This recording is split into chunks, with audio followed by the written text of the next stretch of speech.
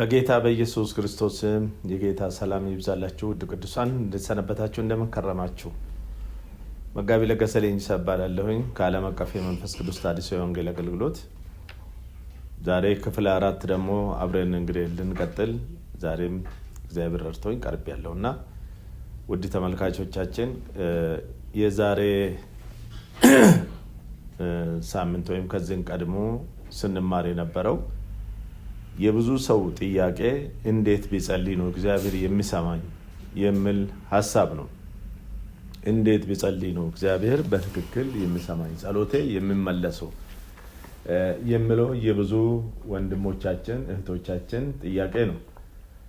እንዴት እንደምንጸልይ እንግዲህ ባለፈ ጊዜ እግዚአብሔር ረድቶን ቆየት ብለንበት ርዕሱ ላይ እንዴት እንደምንጸልይ ተነጋግረናል። ውጤት ያገኙ ሰዎች እንዳሉም ደውሎ ነግሮኛል። እግዚአብሔር ይባርክ ብሎኛል። እናንተንም ተመልካቾቻችንን እግዚአብሔር አምላክ አብዝቶ ይባርካችሁ። በጣም የጠለቀ ነገር የሚታዩበት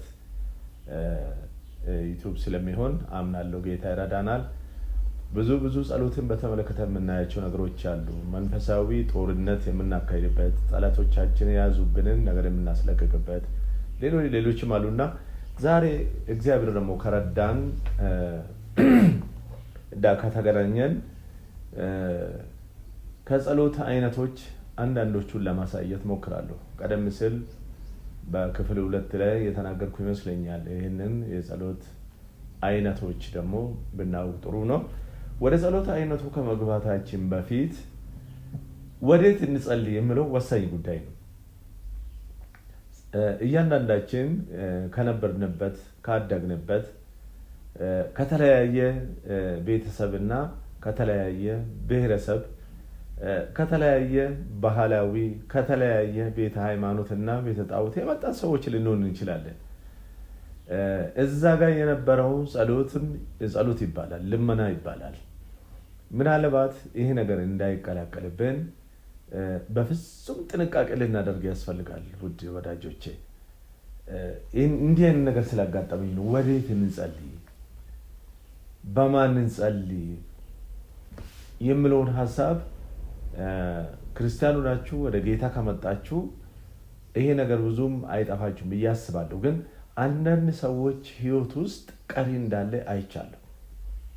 የፊተኛው ህይወታቸው ቅሬታ እንዳለ ለማየት ችያለሁና ዛሬ እግዚአብሔር ከረዳን ወዴት እንጸልይ የሚለው ነገር በጣም ወሳኝ ጉዳይ ስለሆነ አብረን አንስተን ብናልፍ ደስ ይለኛል።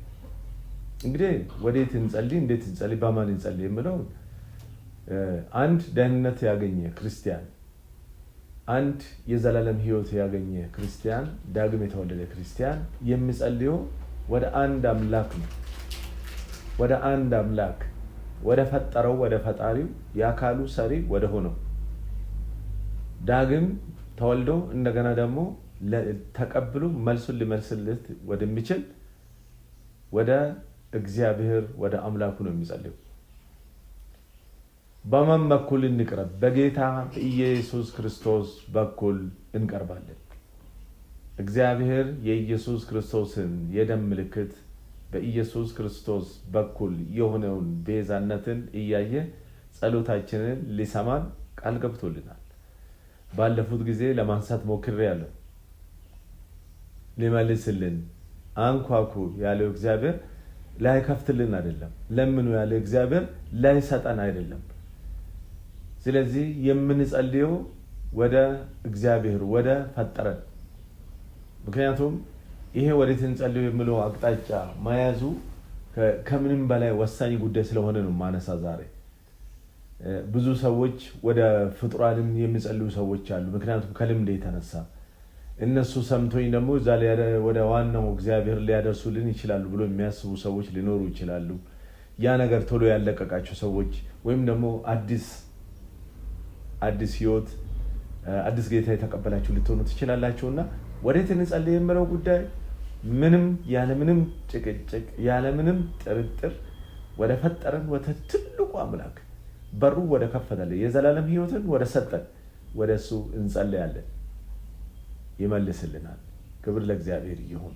ብዙ ሰዎች የዚህ ችግር እንዳጋጠማቸው በምክርም እንደገናም ደግሞ በሁኔታው አይቻለሁ። እነኚህ ሰዎች ለተለያየ አማልክትና ለተለያየ ፍጡራን ስም እየጠሩ እንደገና ደግሞ አቀላቅለው አንዳንዴ ደግሞ እግዚአብሔር የሚሉ ጸሎታቸው አይሰማም። እግዚአብሔር በቂ ነው። ምንም አጋዥ ከጎን ሌላ አይነት እንትን አያስፈልግም። ስለዚህ የተከበራችሁ እግዚአብሔር ሰዎች የጸሎት ጉዳይ እንግዲህ በጣም ሴንሲቲቭ ጉዳይ ነው። በጣም የህይወት ጉዳይ ነው። ለህይወታችን ዋስትና ሊሆንን የሚችል ነው። እግዚአብሔርን ቶሎ ድረስልን ብለን ብንል በጸሎት ነው የምንጠይቀው። ስለዚህ ወዴት እንጸልያለን? አቅጣጫችን ወደ እግዚአብሔር በቀጥታ በልጁ በኩል በሞተልን ጌታ በኩል ወደ እግዚአብሔር የሚገባ ጸሎት ነው የጸሎትና ስለዚህ ይህንን አቅጣጫ አስተካክለን እንድንሄድ ብዬ ነው።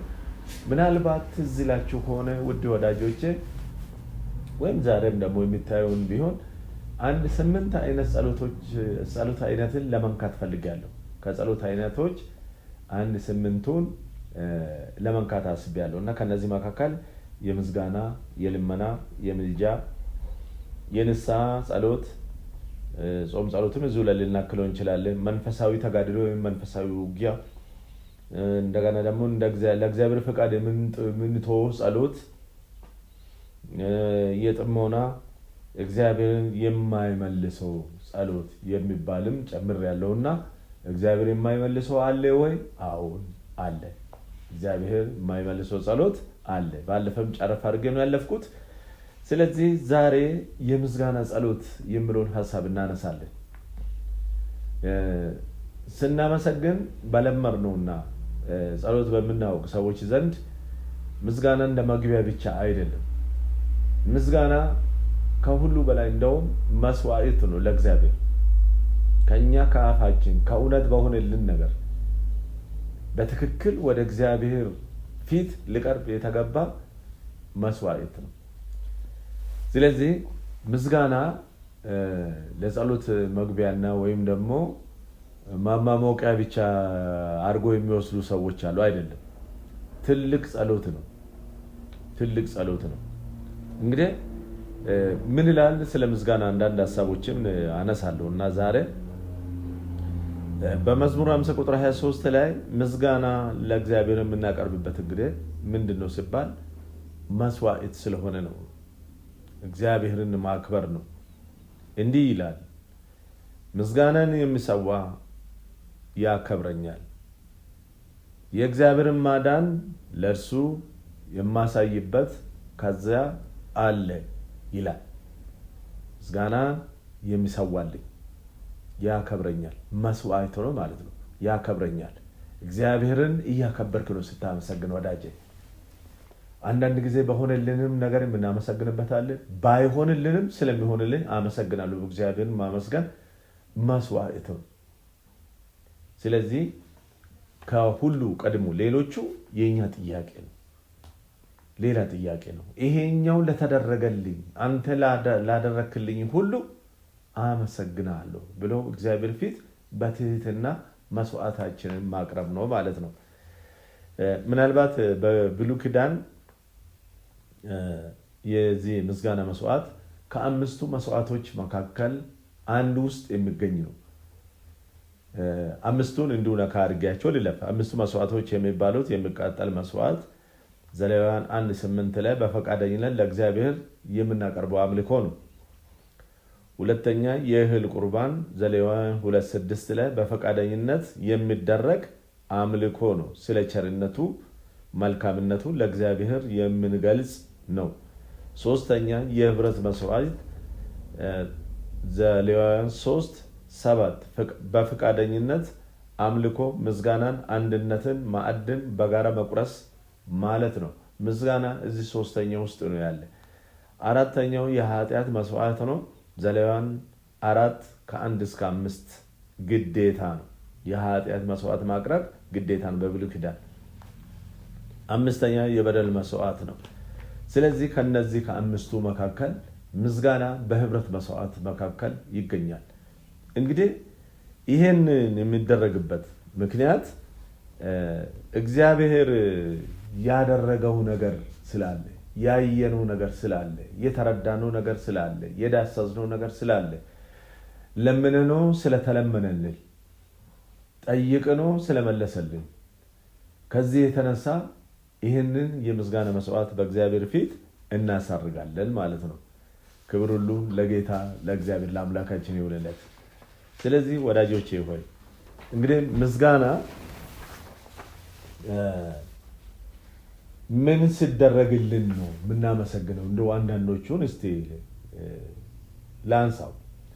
እግዚአብሔር ከክፉ በሽታ ፈውሶ ቢሆን እዚሁ በብሉይ ኪዳን አሁን በጠቀስኳቸው ውስጥ እናገኛለን። በህብረት መስዋዕት ውስጥ ምስጋና ትልቅ ድርሻ ነው ያለው።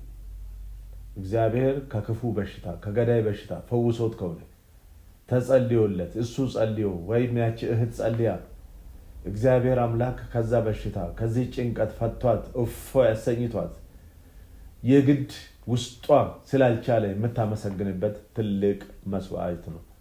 እግዚአብሔር አምላካችን እጅግ ይባረክ። ሌላ ሁለተኛ እግዚአብሔር ከችግሩ ያላቀቀው ሰው ኢኮኖሚ ችግር ሊሆን ይችላል፣ ሌሎች ነገሮች ሊሆኑ ይችላሉ። እግዚአብሔር ፊት መቼም የማናቀርበው አይነት የለም። ያጣንን ነገር እግዚአብሔር ፊት እንቀርባለን ይዘን ከዛ አላቆት ከሆነ ይሄ ሰው ማመስገን ይገባዋል። በዛን ዘመኑ እንኳን እግዚአብሔር አምላክ አንዳንድ ጥያቄ በሚጠይቅበት ሰዓት ምስጋናን እንደ ልዩ ድርሻ ነው ሲቀበል የነበረው ማለት ነው። ሌላው ሶስተኛ እግዚአብሔር ከሞት ያዳነው ሰው ከሞት እንግዲህ አንዳንድ ጊዜ ሊያጠፉን ሊገሉን በሽታ ሊላክብን ይችላል። ድንገት ልንታመም እንችላለን። ድንገት አደጋ ሊገጥመን ይችላል። በቃ ከዚህ በኋላ ምድራዊ የሆኑት ባለሙያዎች ሕክምና የመሰከረበትን ነገር እግዚአብሔር ጣልቃ ገብቶ ያንን ፈውስ እንደገና ያንን ሞት ሽሮ እንደገና የህይወት እድሜ የጨመረለት ሰው እግዚአብሔር ሊያመሰግን ይገባል።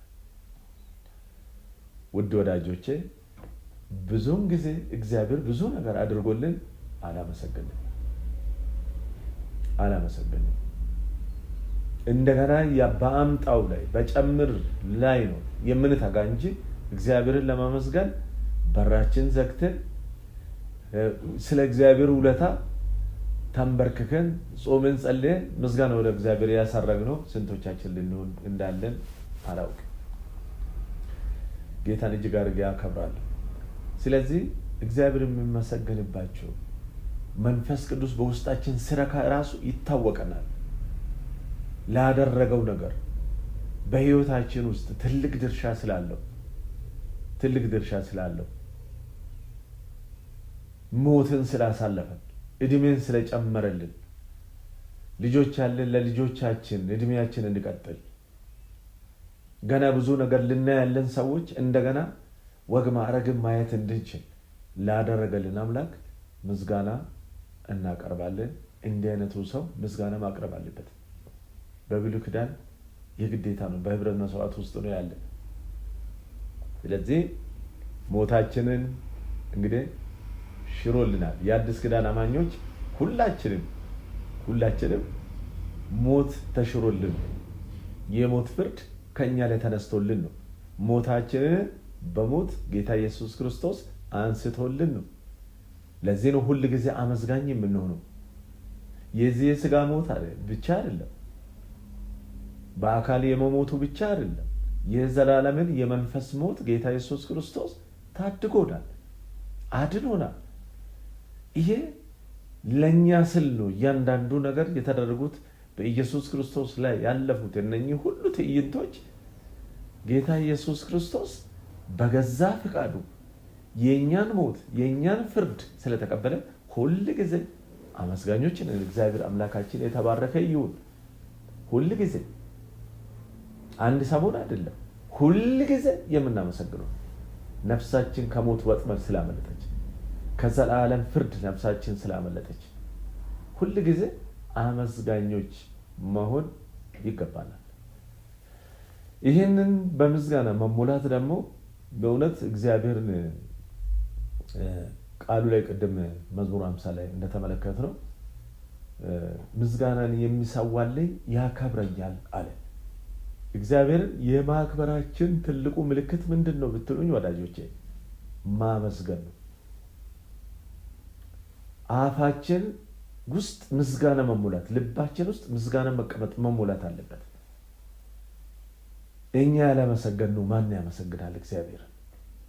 እኛ ያላከበርነው፣ ክብር ያልሰጠነው፣ ያልሰገድንለት፣ ያላመለክነው ማን ያመልከዋል እግዚአብሔርን? እንደኛ ሲሆንለት ሰው ማን ነው?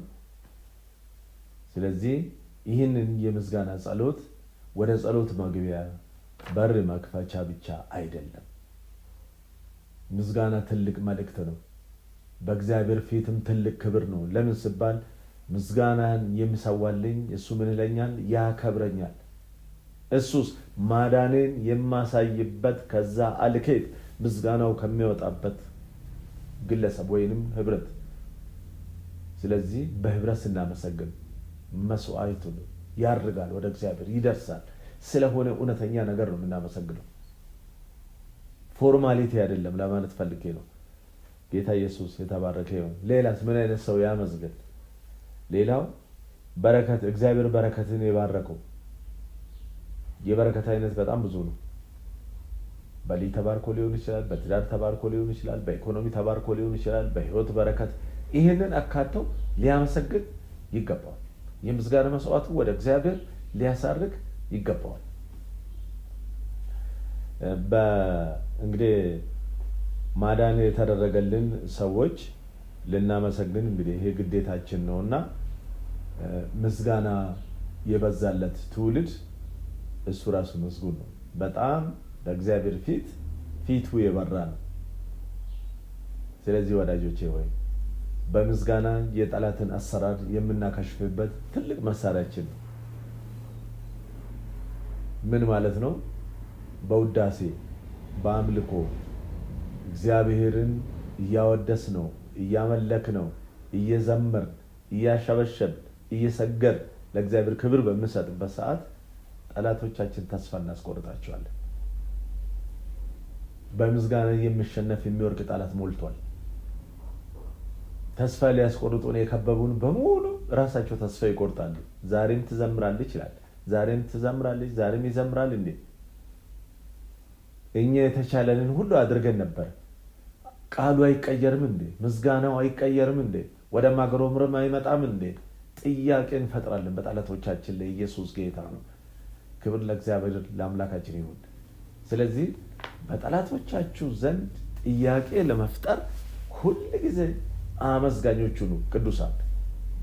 ምልክታችን ይሁን።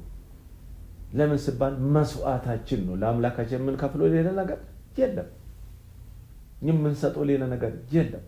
በህይወታችን ውስጥ እሱ ያስቀመጣቸው ስናስብ ቃላቶች የሚያጥሩን ምስጋና ብቻ የምናፈስበት ጊዜ ስለሚሆን ያንን ምስጋናችን በሰራዊት ጌታ በእግዚአብሔር መሰዊያ ፊት ልናፈስለት ያስፈልጋል። እግዚአብሔር አምላካችን እጅግ የተባረከ ይሁን።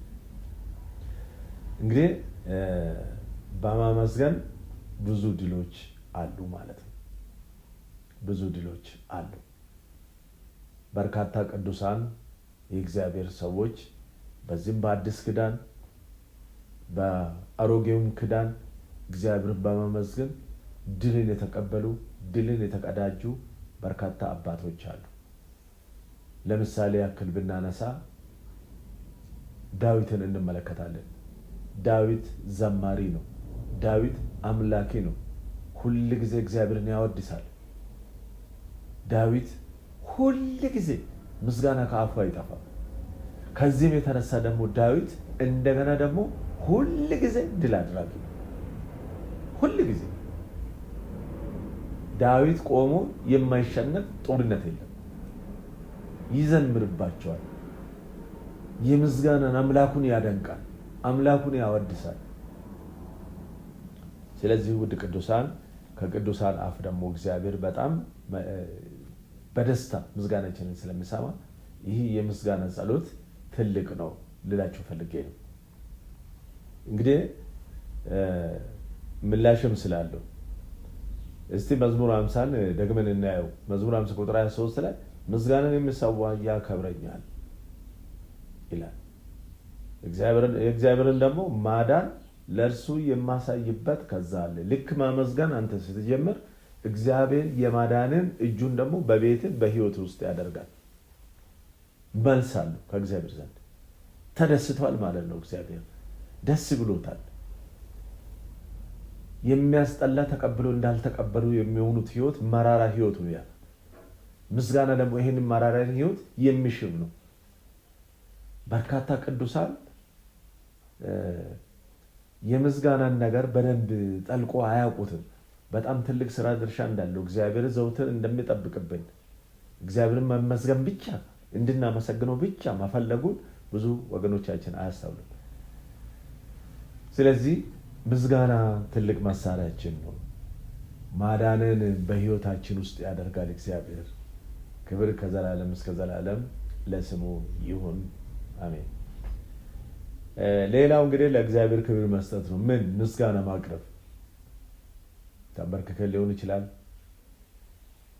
ቆመን ሊሆን ይችላል፣ ተኝተን ሊሆን ይችላል፣ እየሄድን ሊሆን ይችላል። ፎርማሊቲ ሳያስፈልግ ከልብ የሚሆን ከእውነት የሚሆን እግዚአብሔር በሰራቸው እሱን እያሰብ ኢየሱስ ጌታ ነው። አንድ የራስን የግል ምስክርነት ባካፍላችሁ ደስ ይለኛል። መቼም እዚህ ምድር ላይ ስንኖር በብዙ ፈተና የማያልፍ ሰው የለም። ወደ ክርስቶስ መጥቶ ልክ እንደ ጌታችን እሱ እንደተፈተነው ሁሉ እኛም እንፈተናለን። ምንም አዲስ ነገር አይደለም። ፈተና እናልፋለን። እሱ ስላለ ከኛ ጋር መንፈስ ቅዱስ ከኛ ጋር ስላለ የሚያበረታንን ጸጋ ስለሚሰጠን እናልፋለን። አንድ ወቅት በብዙ ችግር ተጠበብኩ፣ በብዙ ነገሮች ተከበብኩ። ወደ ቀኝም ወደ ግራም ወደ ጎንም ምንም አይነት ማግዘኝና የማማክሩን ሰው አጣሁ። ጫነቀኝ። ተመለስኩና ከእግዚአብሔር ጋር ጠብ ጀመርኩ። እንዴት እግዚአብሔር እያለ እንዲህ አይነት መከራ ይደርስብኛል? እንዴት እግዚአብሔር እያየኝ እየተመለከተኝ ወይም እያየኝ አይደለም እየተመለከተኝ ከሆነ እንደዚህ ብሎ ያየኛል እግዚአብሔር ብዬ በእግዚአብሔር ላይ ማማረር ጀመርኩ። አንድ ነገር አሰብኩኝ። ከመስሪያ ቤቴ ፈቃድ ወሰድኩኝና 5 ቀን እግዚአብሔርን ለመውቀስ ጾም ጸሎት ገባሁ። እንዲህ አይነት እንግዲህ ጸሎት ተብሎ ነው የሚጠራና ለመውቀስ ነው እግዚአብሔር። እኔ እንግዲህ የኔን ድርሻ ተወጥቻለሁና አንተ ለምን አንተን ድርሻ አልተወጣም ብዬ እግዚአብሔር ለመውቀስ ምሽግ ገባሁ፣ ጾም ጸሎት ገባሁ። በጣም በሚገርም ስክሪፕቶን ያዘጋጀው ማስታወሻ አጀንዳዬን አስቀመጥኩ። መጽሐፍ ቅዱስን በደንብ አስተካከልኩና ተዘጋጀው። በቃ የሆነብኝን ነገሮች በሙሉ አከታትዬ ለመደርደር እና ይሄ ሁሉ በኔ ላይ ህይወት ሲሆን አንተ የት ነው ያለ ልሎ ነው። ወገኖቼ ልክ ይሄን ሁሉ ተዘጋጅቼ ተንበረከኩ። ያ ያሰብኩት ነገር ካፌ ሳይወጣ እግዚአብሔር በመንፈስ ቅዱስ ኃይል ወደ ኋላ እኔ ወደ መጣሁበት መለሰኝ። ድምጽ የለም፣ ቃል የለም። ዝም ብዬ በሐሳብ ሄድኩኝ፣ ነገርኩ፣ ደረስኩ፣ ማንነቴን ማሰብ ጀመርኩ። እስከዛ ጊዜ ድረስ የሆነብኝን ደግሞ በሙሉ አሰብኩ። የደረሰብኝን ፈተና አሰብኩ። ብዙ ሞት አዋጅ በህይወቴ እንዳለፈም አሰብኩ። ድንገት ሳላውቅ ሌላ ዓለም ውስጥ ገባሁ። እንዲህ አይነቱን ሰው ምን ያደርግልኛል ብለህ ነው ያዳንኩ? እንዲህ አይነት ሞት የታወጀበት ቤተሰብ የጣለው ወላጅ የረሳው እንዴት ምን ስታረግ አሰብክ ብዬ ማልቀስ ጀመርኩ። እግዚአብሔርን አፌን ከፍቼ ሳለቅስ 5 ቀንን ጨርሼ ፊቴ እያበራ ወደ መስሪያ ቤቴ ተመለስኩ። በጣም በደስታ ተሞላው፣ ደስም አለኝ። ከዛ በኋላ ወዳጆቼ እኔ ስራዬን እየሰራሁኝ ሁሉም ነገር የት እንደገባ አጣው። እነዛ የከበቡኝ ነገሮች፣ እነዛ ያስጨንቁኝ የነበሩ ነገሮች፣ ዝርዝሩ ከባድ ነው። ሁሉም እንዳልነበረ ሆኖ እኔ በሰላም ስራዬ መስራት ጀመርኩ። እግዚአብሔር አምላክ የተባረከ ይሁን። ውድ ቅዱሳን እግዚአብሔርን አመስግኑ። ሲጨንቃችሁ ዘምሩበት፣ ኃያልነቱን ተናገሩ፣ ቻይነቱን ተናገሩ። እስከዛ ድረስ ያቆማችሁ እግዚአብሔር እሱ እንደሆነ ተናገሩ፣ አመስግኑት። ይሄ ነው አማኝ፣ ይሄ ነው ጥንካሬ፣ ይሄ ነው ብርታት። ለምን ሲባል ፈልጎታል እግዚአብሔር። ስለዚህ አንድ ቦታ ላይ እግዚአብሔር አምላክ የሰራውን ከቅዱሳን ሐዋርያት የምንማረው ነገር አለ። እግዚአብሔር ታላላቅ እንግዲህ ተአምራቶችን አድርጓል በምስጋና። የሐዋርያት ሥራ ምዕራፍ 16 ከ25 እስከ 30 ድረስ ምናልባት ገብታችሁ ስታነቡ የተደረጉ ነገሮች አስገራሚ ናቸው። ሐዋርያ ጳውሎስን ነው የምናገኘው እዚህ ቦታ ላይ። እዚህ ክፍል ላይ እንዲህ ይላል፣ እነሱ እያመሰገኑ ነው። ታስሯል፣ ተቀጥቅጧል፣ በወንጌል ምክንያት እስር ቤት ተጥለዋል፣ ከግንድ ጋር አጣብቆ አስሯቸዋል ይላል። ልዩ እስር ነው የታሰሩት። ነገር ግን ሲላስና ጳውሎስ እኩለ ሌሊት ጋር ሲደርሱ መዘመር ጀመሩ። ከግንድ ጋር ተጠርንቆ ታስሮ የመዝሙር መንፈስ መጣ፣ የምስጋና መንፈስ መጣ። ወይኒ ቤት እስረኞች፣ ወንጀለኞች ሰምቶ የማያውቁትን እግዚአብሔር የሚወደስበት እግዚአብሔር የሚመለክበት የአምልኮ መንፈስ መስማት ጀመሩ። እጅግ ያስገርማል። እንዲህ አይነት ታሪክ እዛ ቦታ ላይ ተሰምቶ አይታወቅም። አካላቸው ተቀጥቅጧል በብዙ ሕዝብ። ነገር ግን በሱም ላይ ደግሞ አካላቸው ብቻ ሳይሆን ደግሞ ከድብደባው በላይ ከግንድ ጋር ጠርንቆ አስሯቸው ነበረ ይላል። ከግንድ ጋር ጠርንቆ የሚለው ሐሳብ ምን ያክል ከባድ እንደሆነ በደንብ አድርጋችሁ አስቡት። ምን ያክል ምናልባት የምታሰሩበት እጅግ ከመጣበቁ የተነሳ ወደ ውስጥ ሁሉ ሊገባ የሚችልበት ኃይል ድረስ ማለት ነው። ከዛ በኋላ የምስጋና መስዋዕት ወደ እግዚአብሔር ወደ አምላካቸው ወደ ጠራቸው ወደ ሞተላቸው ጌታ መስዋዕታቸውን ማቅረብ ጀመሩ። እኩለ ሌሊት የት? እስር ቤት። እግዚአብሔርም ሰማቸው። ውድ ወዳጆቼ ጠላት በሚያደርገው ወጥመድ በሚያደርገው ከበባ ስትዘምሩበት እግዚአብሔር አምላክ ኃይልን ወደ እናንተ ማዳኑን ወደ እናንተ ያደርጋል። ማዳኑን ይገልጻል። የማዳኑን ኃይሉን ክንዱን ይገልጻል። ስለዚህ ምንድነው የተፈጠረ ታዲያ? አንደኛ እንዲህ ይላል፣ ድንገት የወይኒ ቤት ተናወጠ ይላል። ድንገት የወይኒ ቤት ተናወጠ። በዚህ አምልኮ በዚህ ምስጋና የወይኒው ቤት ተናወጠ፣ ተንቀጠቀጠ ማለት ነው።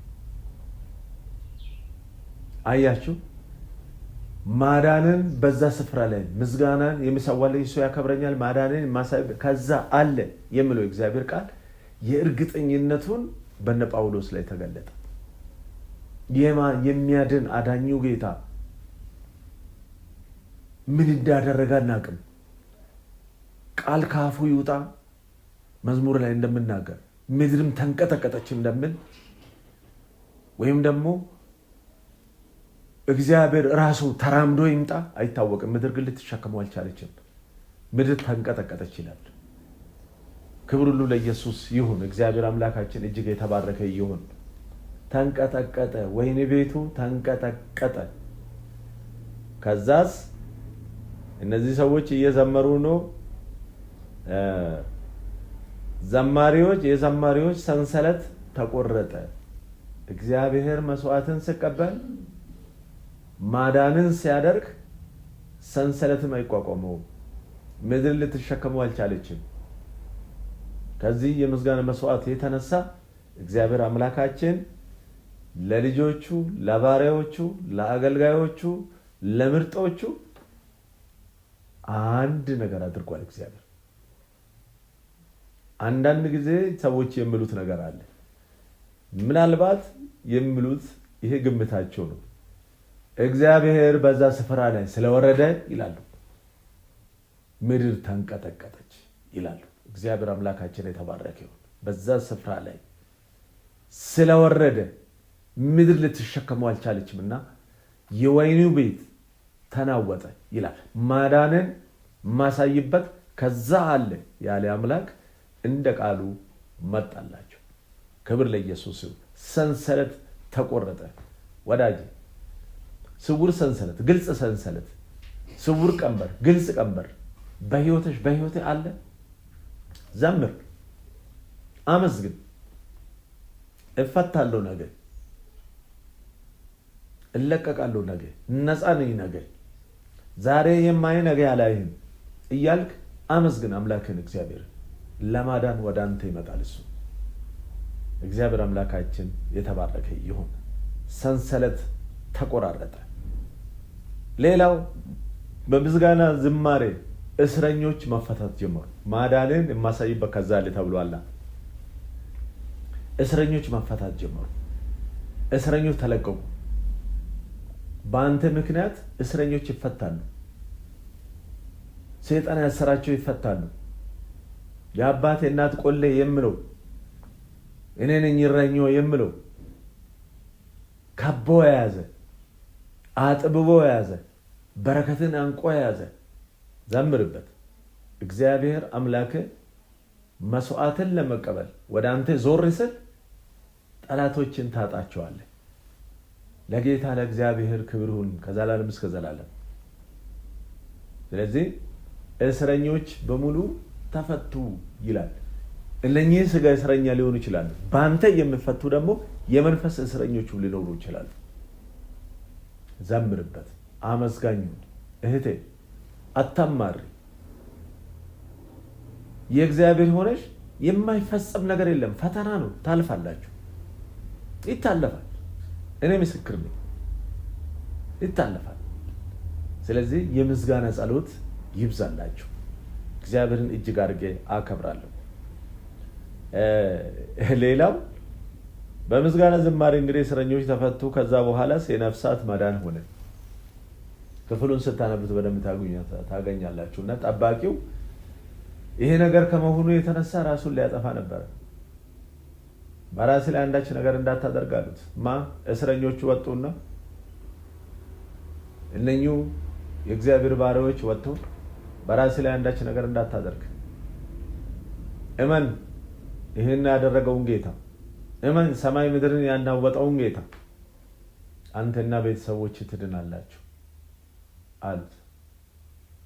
ጌቶቼ ምን ላድርጋል? እሱም ተንበርክኮ ከነሱ ጋር ጌታ ኢየሱስ ክርስቶስን እንዲያምን መንገድ ሆኑለት።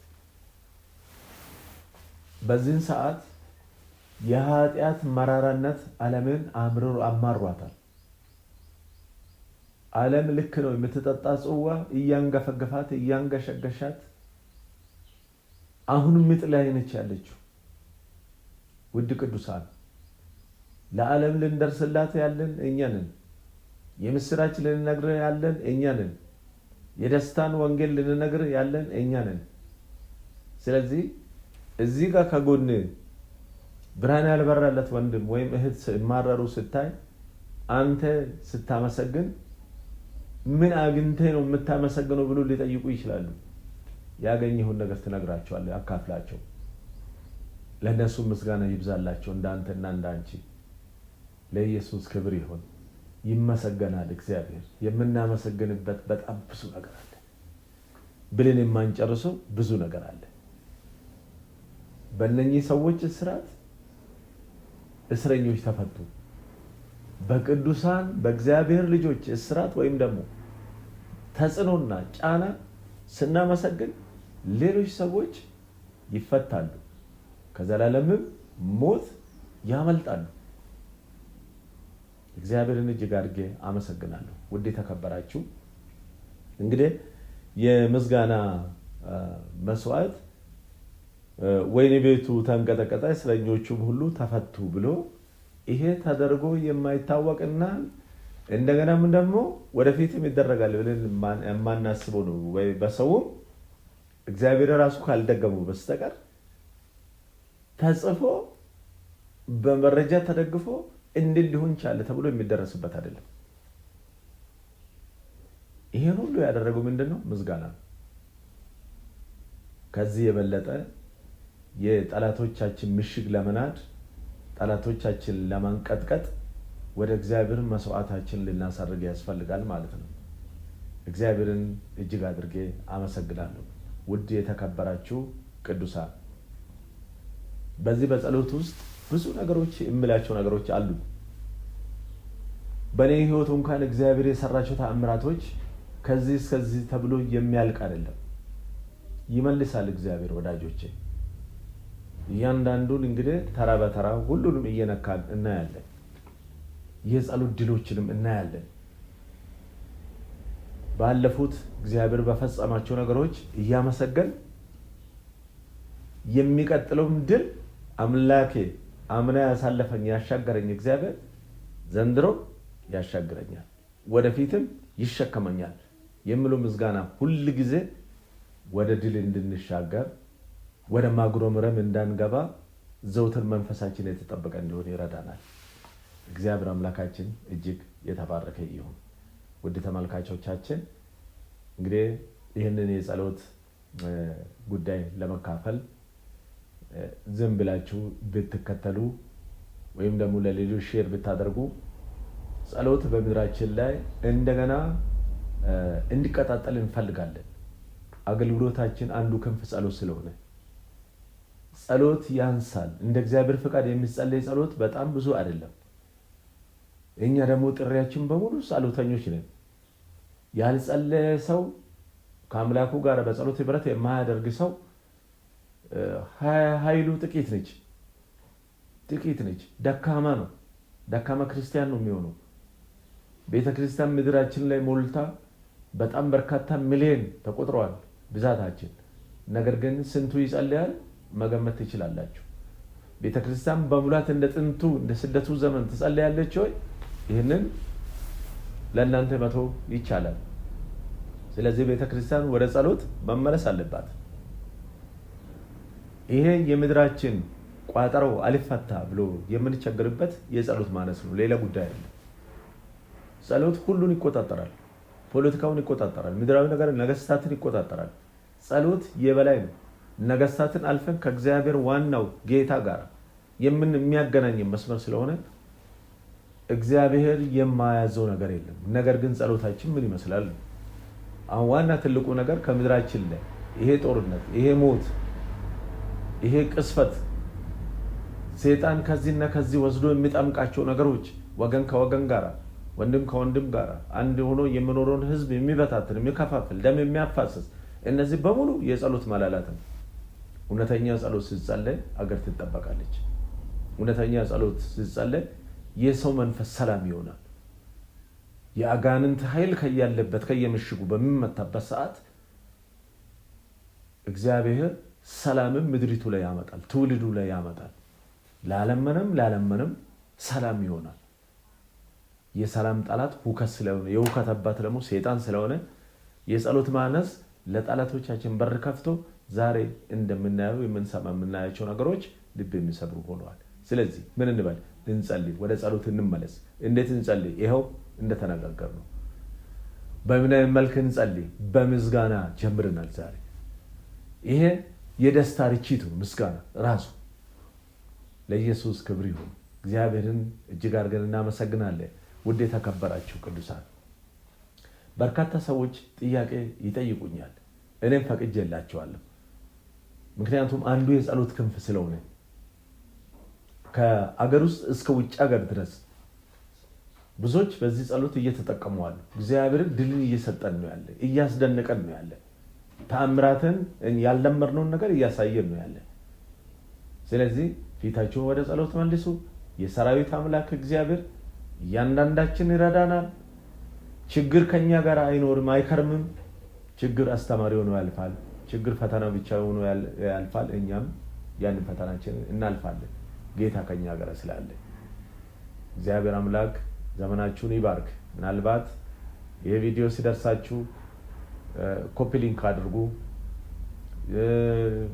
ሼር አድርጉ ለቅዱሳን ይድረስ እንጸልይ እንመለስ ወደ ጸሎት ይበቃናል የሰነፍንበት በሆታ ብቻ ሁሉን የረሳንበት ይበቃናል ጸሎት የሌለበት ሁሉም ነገር አያምር ጸሎት ትልቁ ቁልፍ የቤተክርስቲያን የምታስፈራ ግርማ ሞገሷ ነውና ቤተክርስቲያን ወደ ጸሎት ወደ እውነተኛ ጸሎት እንድትመለስ አደራ እላለሁ እግዚአብሔር ዘመናችሁን ይባርክ በእያላችሁበት ይሄንን ቪዲዮ የተመለከታችሁ ሁሉ ደውሉልን አማክሩን አስፈላጊም ሲሆን በቅርበት ያላችሁ ደግሞ ውጭ ሀገር ከተለያየ ከሀገር ውጭ የሆናችሁ ደግሞ ደውሉልን እናስተናግዳችኋለን እናግዛችኋለን እግዚአብሔር በረዳን መጠንና ተባረኩ ሰላም እንገናኝ